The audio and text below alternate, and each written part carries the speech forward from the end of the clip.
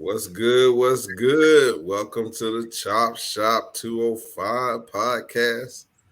Right now we got two, but watch it multiply before you know it. You know what I mean? I know Fox coming in shortly, but I'm gonna go ahead and introduce myself as Mr. Esquire. And I'm Larry the Maestro. Larry the Maestro. I love it, man. And he's definitely a maestro, man. That's our tech guru. So I just want to keep it 100 with y'all, man. Y'all loving the graphics and stuff. That's all on the Maestro. You see, he's smiling, right? Yeah, that's all. He's trying it. If you don't like something, you can tell us. I'll do my best to fix. Yeah, you definitely do that. You definitely do that. So, we're not gonna take too much time on the intro. I mean, we're gonna jump right in because why not, right? I mean, last week we did a nice little, we did the mixtape, so that was a fun little joint. But tonight we're gonna talk about defining yourself. How do you define yourself? Oh, look at that. Yeah, boop. Addition by subtraction, or whatever, however you want to call it, man. We got Fox right down here. I mean, eating, dog. I was expecting him to come in that fast. I should have. I'm sorry. Cool. You got that. Being real. We just said we're real. That's authentic. There you go. Authentic. His shirt says "busy eating." Busy doing nothing. Yeah. Okay. Busy doing nothing. I need it when I go to the beach next week. I need that. So yeah, how do you define yourself? I mean that's a wide topic. That's a hard one, to be honest with you. I mean, we put it out there. Obviously we had some little pre-discussion before we jumped on, but the reality is, how do you define yourself? It's a great question. I think the answer changes depending on where you are in life. I mean, that's just some of my early thoughts on the topic. So what we're gonna try to do here is we're gonna chop it up though. And we're going to see what we come up with. So, again, I don't mind, kicking us off, I can take the first down. And from my perspective, how you define yourself. And I want to be honest with you, I was thinking about it. And then you ever think about something and you just totally change how you felt initially based on what you started thinking about? That's what this topic did to me. Initially, I said, man, that's easy. I define myself by what I do, kind of by like who I am. But then that begged the question, well, who are you and what do you do? So once I got into it, I started understanding that really, I think, I know for me, I kind of have two definitions. It's who I am, who I want to be. And I'm in a constant chase trying to be who I want to be. Okay. I'm not even sure if that's possible, to be honest with you. So it's a little bit of a play on my mind where I'm always chasing the better me. So how do I define myself? Well, I define myself as going through constant change. I define myself based on where I am, but also where I want to be. But that's just a little teaser. You know what I mean? I'm going to kick it to my co-host, see how they want to jump in. I'll say you when you ask guys this question, they love to go to what they do. So you kind of said that you are not what you do. When I lost my job in 2017, I found myself in a space because you do a job for so long. I think it naturally happens unless you're kind of aware, you really become attached. And if you don't have other things going in your life, you really start to think you are what you do. You are the cook or who are you at your core? And can I be honest? I think people don't spend enough time thinking about who they really are. Like that introspection, is that the right word? Introspection. Works for me. Yep. Yeah. Yeah. I think it's work to sit down and they say take all your clothes off, stand in the mirror and look at yourself. Who are you when nobody is around, with none of the, the haircut, the shape, who are you? And I think a lot of people cannot answer that question in defining yourself. Man, so how do I define myself? I define myself as a father, a husband. Well, excuse me, said it wrong. Husband, father, son, brother. I define myself by who I'm around. I mean, I can't really see. I struggled with this all my life on how to define myself and who I really was, and I was never accepting of the person I was until I got older. Because other people around me were not accepting of who I really was because they wanted me to be something different. I've learned throughout my years that being different is probably what's going to get you what you want, not being like everybody else. So how do I define myself? I mean, I'm just me. I can't really put a title on it.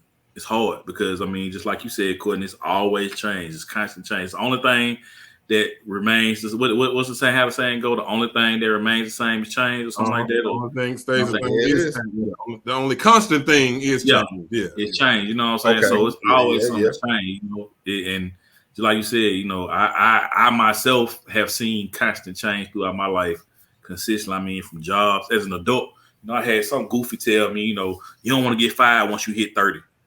What? And he was like, you know, that just look bad on you. Look bad on you. And I kept that mentality for a long time, you know. But then what happened was I broke away from people that thought like that. And I started thinking for myself, which changed the way I thought. So I can't define myself with a title. I can't define myself with anything other than who I really am. And I am a husband, a father, a son, and a brother. You know, cousin, nephew, all that other good stuff. Go But ahead. see, that's interesting because I once, and I still do to a certain degree, but I once had a very strong opinion about the way I come up with decisions, the way I answer questions. I had a hierarchy. So if somebody would ask me, you know, and I'll just use something simple. You know, somebody asked me, you know, how do you feel about, you know, global warming? Then I would start with, well, you know, how does it affect me as a man?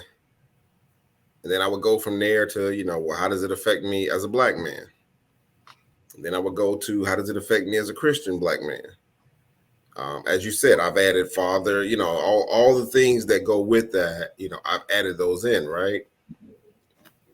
But I now wonder if I was defining myself by another standard. Now, I will say this. I am very strict about, I don't, oh, excuse me, I hit my yeah. Earthquake! Oh no. I'm very strict about, you know, I don't let things that would compromise being black or being a man, I'm not with it. That's your core. That's my core. Like I'm just, you know, I was born that way. Okay. Before I knew anything, I knew I was a boy, and you know, boy into a man, right? And of course, as I got older, I recognized being a black man. And so for me, those are very core, you know, values. Do your values define you? I think they do to a certain degree. Oh yeah. I really do. I think what you value and what's at your core is going to define you. Got a question. Go ahead. Why do you define yourself due to your color? For me, black is a culture. It's not a color. Okay. Why do you? An identity, I think. Yeah. So why you have to identify? You know, like what? I'm just asking. Just No. I'm willing to answer. answer. I'm willing to answer. That's what we do here. Like when you come up with that process, somebody says, you know, like you said, global warming. You first thing you say is, you know, how does that affect me as a man? Then you go to how does it affect me as a black man? Why is black man so important? Defining yourself as defining the situation as a black man. What is that like? What does that entail? Because let's be honest, you aren't the typical black man. Well, I mean that's another not a bad conversation. thing. That's one reason why you my dog. That's a good conversation. Is what does it mean to be black? And I mean, maybe that's a topic we can explore. That's not what I'm saying. That has nothing to do with it. It is what you're saying, because what you're asking me is how do I define being black?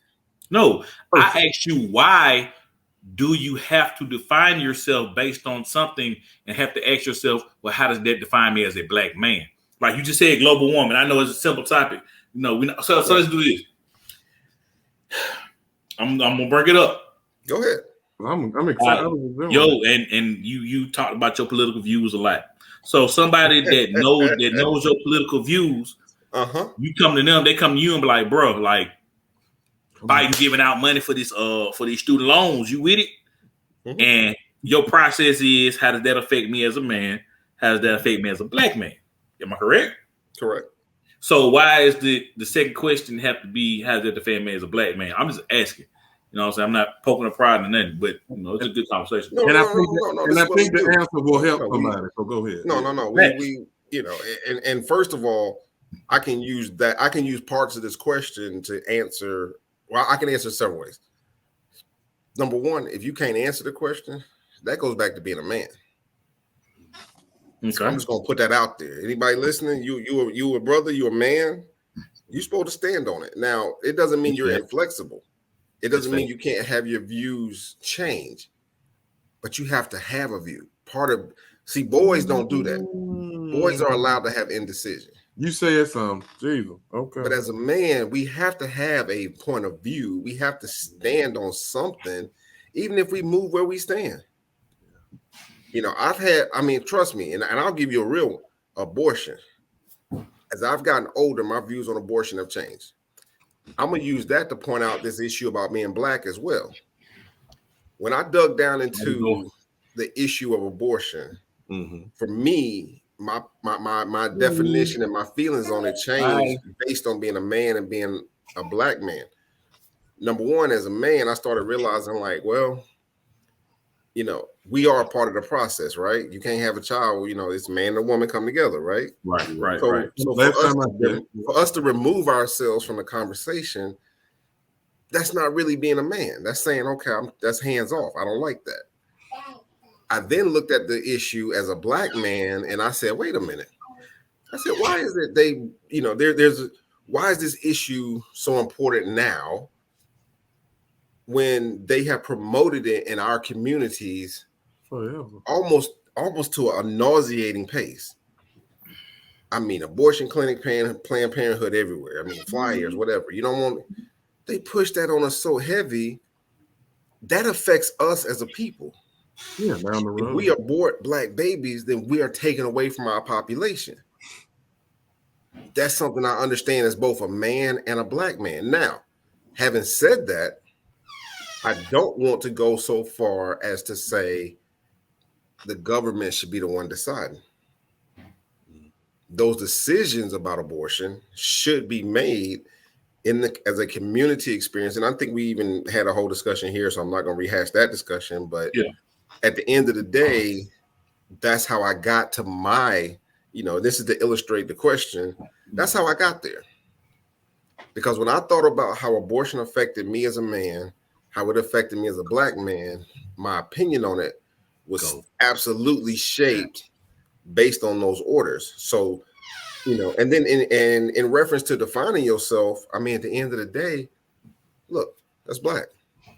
Fact. I can't. But a consciousness. Right. It's a consciousness. Don't get me wrong. There's a term we use where we talk about immutable factors. An immutable factor is simply a factor that you can't turn down. Facts. You can't not be a man. You grow a beard, you got balls. I mean, you're a man. It's immutable. Well, nowadays I knew it. It's different. You can say you're a man and say you're a woman, and I'm not with that. I'm not with it either. I'm just saying. Whoever's recording this and whoever want to screenshot it, when I run for office and say he said that, I'm gonna stand on it then. Bro, by the time you run for office, it'll change again. But I mean, I think it's important, that we, that's to me, that's part of defining yourself. And the way I think of it like layering. You start on a very basic level. How do you define yourself? Well, I'm a man. True. Then you add another layer, and here's the beauty of that particular process.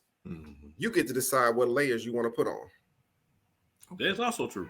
Now, I don't have to agree with your layers, and there's some I may even dispute. We just mentioned one. If you standing up there with,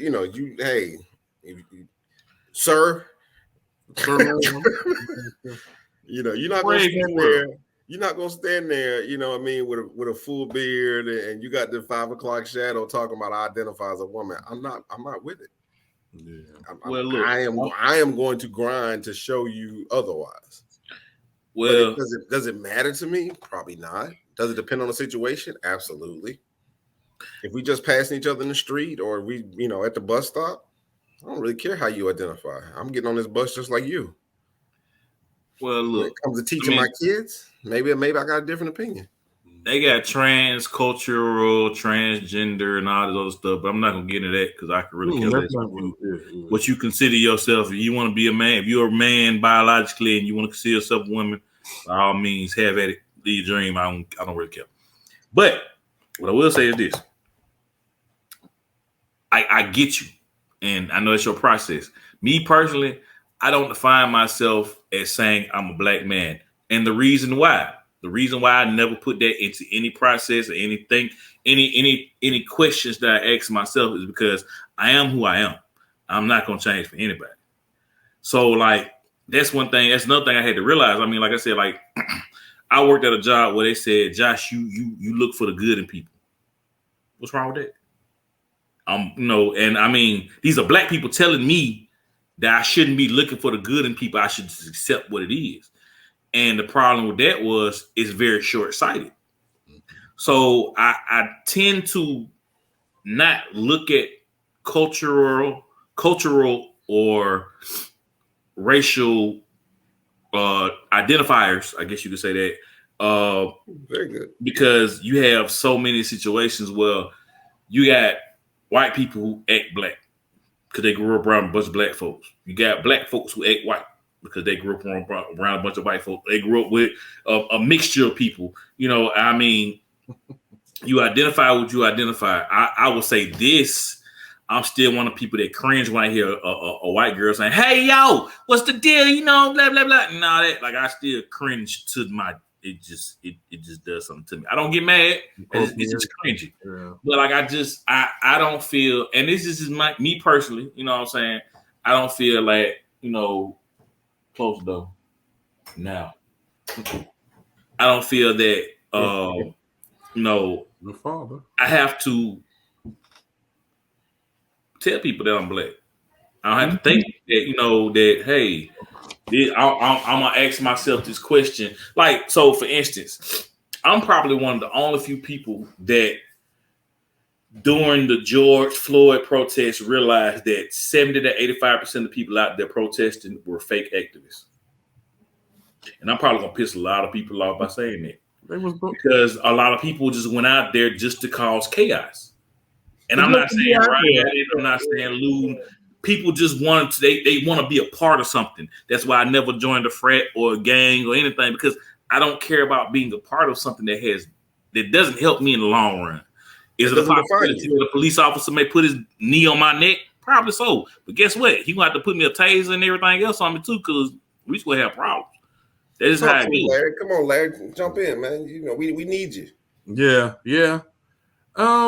He said some good points. You're gonna be black, otherwise you'll get reminded. But defining yourself, I think you have to sit in a level of self-awareness. You have to sit there and figure out, like I said, back to who you are at your core.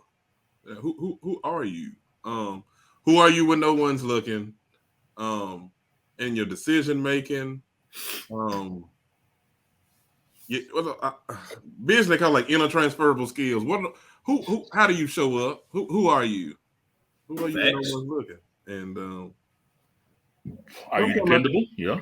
Mm-hmm. And that's, you know, all of which are great points. And you know, I think what we're, you know, and I'm seeing a real, I don't want to call it divide. What I would say is there are two real perspectives. There's how do you define yourself internally and how you define yourself externally.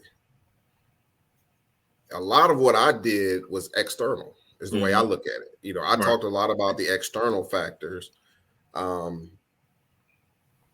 think Josh, you know, I think you really pulled in a lot of the and Larry, you put a great cap on that as well. Some of the internal factors. I don't necessarily think that there's conflict. Matter of fact, I think when there's conflict between your internal and external, that creates, the word psychosis is the only thing that's coming to mind right now. But I mean, it creates a conflict within you. I mean, it's just conflict. I mean, you can't be one person on the inside. And that's why I said, you know, I can use that layering process, and it helps me, something that helps me define what's going on internally. It does, you know, you talked a lot about the black man part. You didn't mention the Christian part. Oh, I was getting that. And there's a lot there. There's a lot in that where, you know, I'm like, well, and I'll say this, I see a lot of stuff labeled Christian. Oh, that Lord. my studies don't agree with.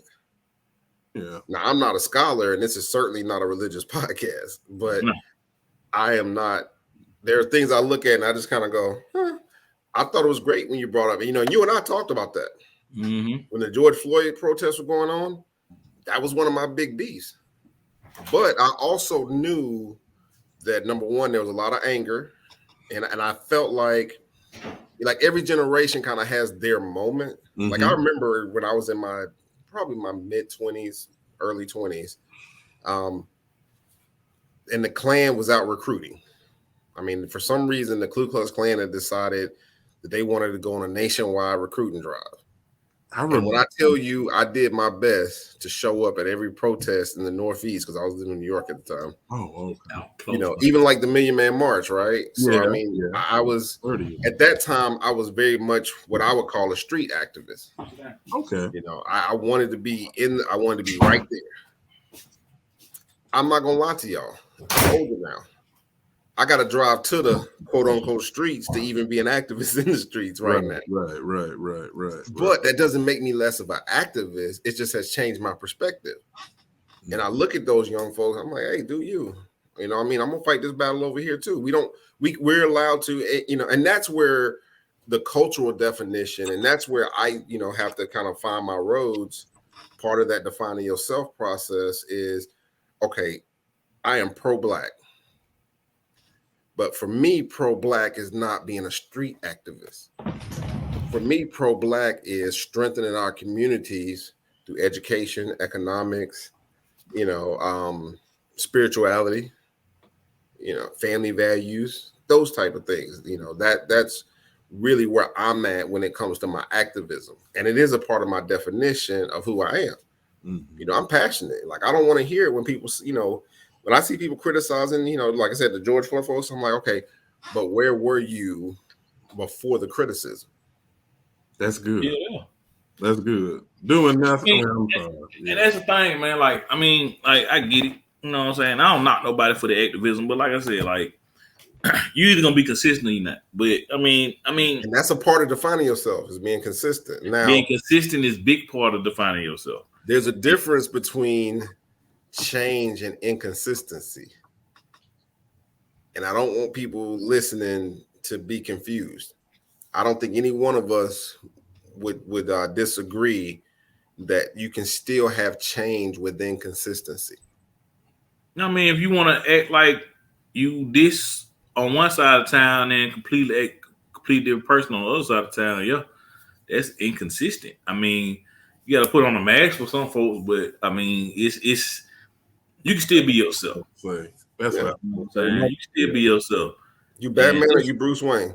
That's what I was going to say. That I thought about it when we hit record. Yeah, are you playing a role? Some people are just playing a role versus embracing who you really are. You got to get paid to play that role. You know what I'm saying? I'm not saying you shouldn't play the role, but some people never walk in who they really are. Hey, smile. They never do. Oh, it's not real talk. So you know what I'm saying? Like, I just feel like defining yourself is more internal than external, because everybody's going to define you by what they see. First thing they see when they see Courtney is your bald head Black man with a goatee. Larry, same thing. Bald head Black man with a beard. Me, bald headed Black, maybe Mexican with a mustache and little chin fuzz. You know what I'm saying? That's the first thing they're gonna say.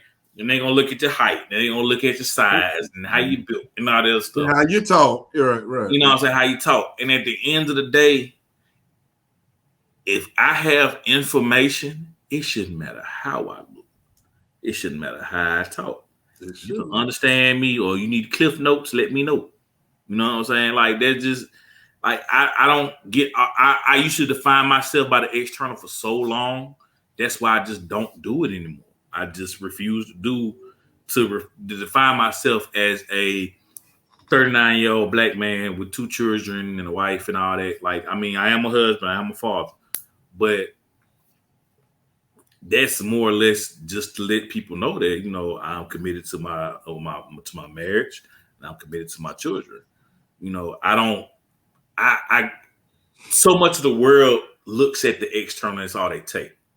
And once they see the external, they immediately write you off, because if it's something that doesn't appease to them, they immediately write you off. Now, there's a small percentage of people in this world that will not.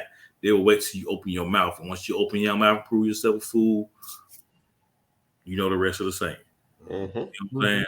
So, I mean, like, I just really can't get on the tip of, you know, defining myself by my skin color and my height and my weight and, you know, my curly hair and, you know, all the other stuff, because people have tried to define me by that for so many years, and they were all wrong. Every single one of them. So you don't let others define you. Nope. I'll end with that. Yeah. I mean, they can. I can't stop somebody from defining me. But you don't let it limit you. I don't let it limit me. Yeah, you can't. You know what I'm saying? You taking the power. Exactly. You know, that's just me. You know what I'm saying? Like, when somebody asks me a question, the first thing I think of is, what do I really feel in my heart? Okay, that's you know what I'm saying. What do I really feel in my heart, and do I really feel this is the proper way? You know, me and Courtney had plenty of conversations that would be considered intense conversations, but since we two level-headed people with different views, it wasn't intense. It was just a conversation. It was just passing the time. You know what I'm saying? So we would have these conversations, and people on the outside would look and be like, they're going to start a fight. And then when they see us like, okay, bro, see you later. Holla at you, love you. They look foolish because they have already assumed in their head, just because we two people with two different opinions, that they agree on some but don't agree on a lot. They automatically think, oh, they must hate each other. You know what I'm saying? So like I'm like you said, like I took the power away from people. I don't let this stuff define me. You know what I'm saying? So I stay away from the external definitions, because at the end of the day, they only limit you, in my opinion. I'll limit this. We all gonna have our own lens and have everything you said and what you said too, Courtney. Sometimes being a black man, that may your education level, where you live, how you grew up, all of that defines your lens. Now that defines you. But what can you do with what you know? That also defines you. Yeah. You know what I'm saying? Yeah. So that's bad. Plenty of people didn't graduate college, multimillionaires, billionaires. You know what I'm saying? It just, I mean, and they all across the spectrum. Black, white, Puerto Rican, Asian, Indian, Afghan, whatever you want to call it, African, all that. You know what I'm saying? So I mean, this is me. I choose not to allow people to define me by just my external, and I don't do it myself. Okay. That's good. Got our final thoughts? Final thoughts. Knocking on that door. I need a final thoughts. So I'll say this. What's been revealed to me through this conversation, you know, and I love that. I love when we're able to kind of, you know, at least personally, when I'm able to kind of have some revelations, is how you define yourself to answer the question. It's external, internal, or both. I think it's both. I tend to do both. Is it the most healthiest? I don't know. It works for me. You know, you have that's how you know, and I think that to me is the core of the question is how. And through this conversation, I actually, like, all day I kept thinking, define. And I was trying to understand, like, okay, define yourself. Through this conversation, I'll be honest, for me now, I realize the most important factor may simply be how. Define yourself however you want, but just know how you do it. If you define yourself strictly based on internal factors, know what those are. If you define yourself based on external factors, know what they are. If it's a blend, know what your blend is. Consistency, that word came out. Honesty came out. Beliefs came out. Racial came out. Gender, sex came out. I mean, you know, all of that for me goes into that definition pot. Stir that thing up a little bit, and you can pretty much figure out who I am. It's not going to be hard to tell. You know, like you said, when we speak, that's a different level. And I could even say that. I could say that, you know, what you think in your mind, but once you speak, it's now an external definition. You know, you can, you know, and that can be used both ways. You know, you know, we do it with our kids all the time, right? You know, if you think you can do it, you can do it. That's true. But they still got to try to do it. At some point, that reality has to come in and where they have to try. So, you know, those are my final thoughts. I'm not gonna go any deeper, but that's exactly what I'm thinking right now. Is just, you know, there's clearly two factors. I'm not sure if they even opposed, but I know now that external and the internal, and again, the question of how. That's all I can leave y'all with, man. How is probably the most important part to me. That's true. Like, I agree. How is the biggest part of that question? You know, because I mean, just like you said, just like we just saw, you know, everybody defines themselves differently with different processes and everything. But my thing is just this: don't let nobody define you. Yeah. Don't let nobody define you but you. You know, no matter how you go about trying to do it, no matter how you process it, don't let anybody tell you you are this person. You need to define yourself, because if you go along with the crowd and listen to what they tell you, 85% of the time, 95, maybe 100% of the time, they are absolutely wrong. Yeah. So define yourself. Find yourself and define yourself. That's good. Find yourself and define yourself. That's good. Yeah. Yeah. I was going to say, follow your heart, go with your gut, spend time with yourself in meditation to figure out who you really are, and be unwavering. Facts.